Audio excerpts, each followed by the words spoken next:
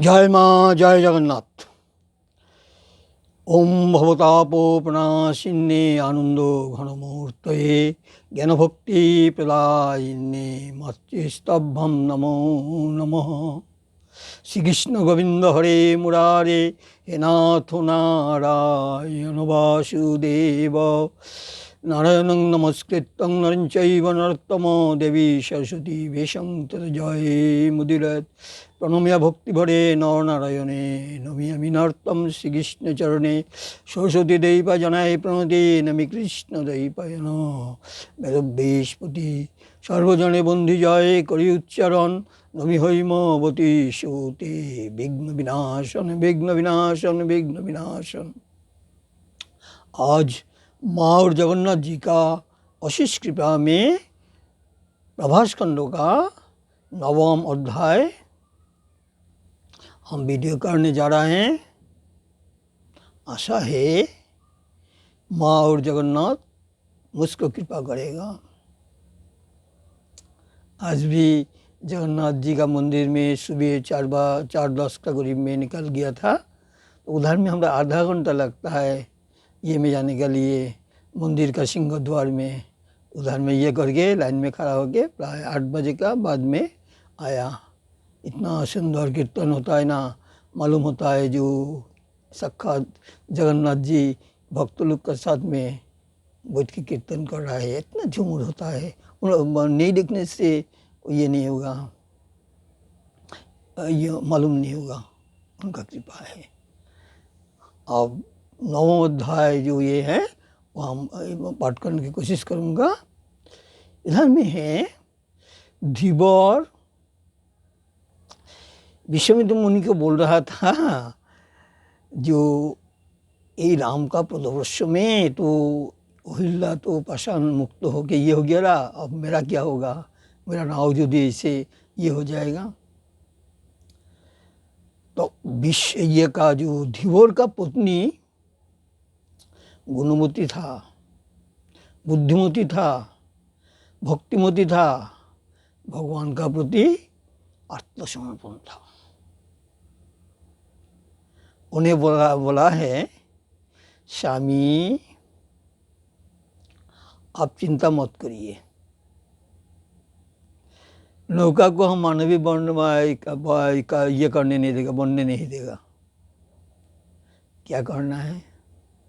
करना है रामचंद्र जी का जो पदयुगल है वो हम अपना कपड़ का आंचल में बांध के इसे पकड़ के रखेगा।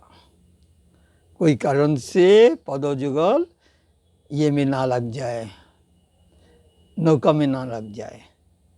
कितना बुद्धिमती, कितना गुणवती, कितना भगवान का ये है, साक्षात भगवान का चरण जुगल उन्हें अपना कपड़ा में ये करके बांध के पकड़ के रखेगा।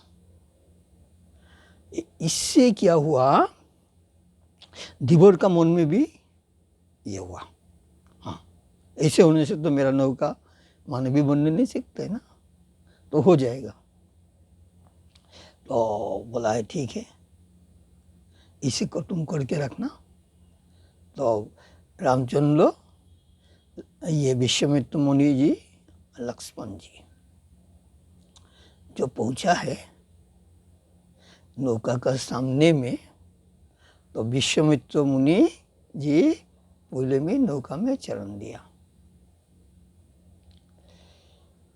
जब रामचंद्र जी उठने गया तो धीवर का पत्नी बोल रहा है प्रभु आप नाव का जो ये है इसमें थोड़ा बैठिए, किनारे में बैठिए, इसको बाद में आपको चरण हम अपना कपड़ा में बांध लेगा, तो आप आस्ते करके जाके नौका में बैठिएगा।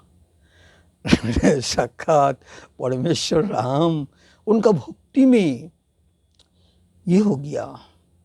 क्या भक्ति है, एक बुद्धिमती नारी का क्या भक्ति है, मेरा चरण जुगल अपने कपड़ा में ये कर लेगा।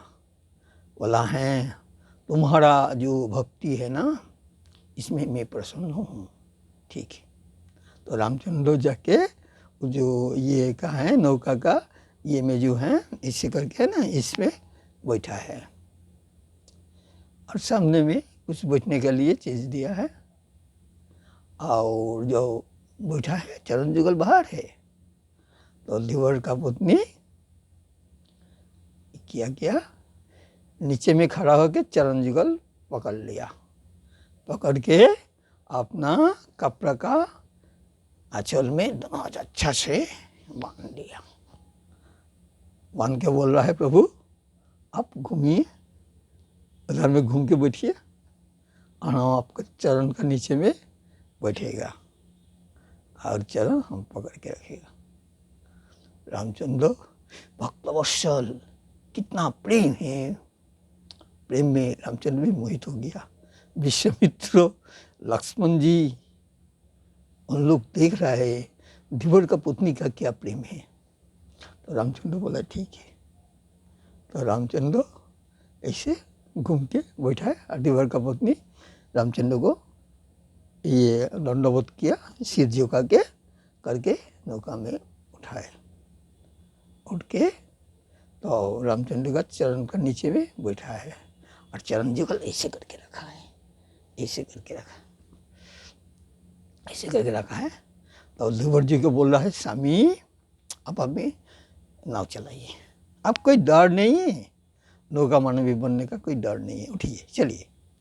ध्रुव बोलता है ठीक है। ध्रुव भी थोड़ा ये हो गया, क्या है मेरा पत्नी का इतना ये है, कितना उनका बुद्धि है, मेरा जो संकट था मन में वो संकट भी उन्हें ये कर दिया। तो नाव चलाया। नाव चलाने के बाद में जो ऊपर में गया, जाने के बाद में तो राम ये ध्रुव का पत्नी बोला है, प्रभु आप आज्ञा दीजिए, पहले आपको चरण हम ऐसे उठा के हम नीचे में नामे, बाद में आप नामिएगा। तो प्रभु बोलता है ठीक है, तुम्हारा इच्छा पूर्ण हो। तो ध्रुव का पत्नी चरण जुगल ऐसे करके आस्ते से नाव से ये करके पार में खड़ा हुआ। ओके बोला है, प्रभु आप नौका से नमी, आपको चरण जुगल मेरा हाथ में है ना, पर नवी। तो भी भक्तों का ये से नाव से नमाया। नामने का बाद में बस ध्रुव भी खुश है कि मेरा नाव तो अभी ठीक है, कुछ नहीं हुआ। ध्रुव का पत्नी भाव में ये होता है, भजन होता है, चित्त सुख में नित्य होता है, प्रेम सुख में पूजन होता है।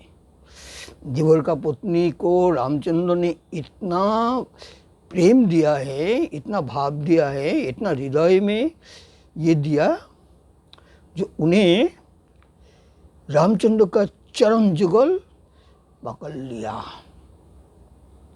और बोला है, प्रभु आप कृपा करके आपका चरण जुगल मेरा को दिया है, आप इस चरण जुगल में मेरा सदैव मोती रहे और आप कृपा करिए।